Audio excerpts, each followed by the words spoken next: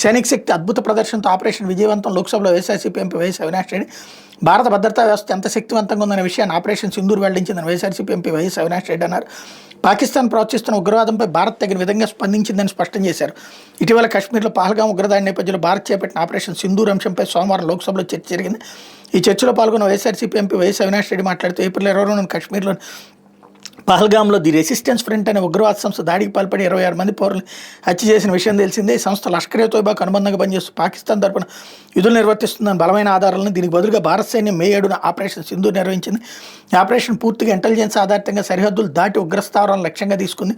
ఇది ప్రతీకార చర్యగా జాతీయ భద్రతకు వ్యతిరేకంగా వ్యవహరిస్తున్న శక్తులపై ఒక నిర్భయ స్పందన.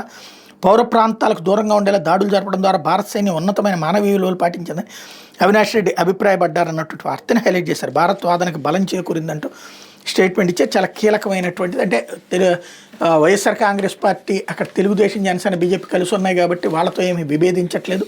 ఐఎన్డీఏ వైఖరితో సమర్థించట్లేదు. ఇక్కడ బీజేపీ వైఖరిని, కేంద్ర ప్రభుత్వ వైఖరిని సమర్థించింది. లేకపోతే పనులేవి జరగడం లేదు, మీ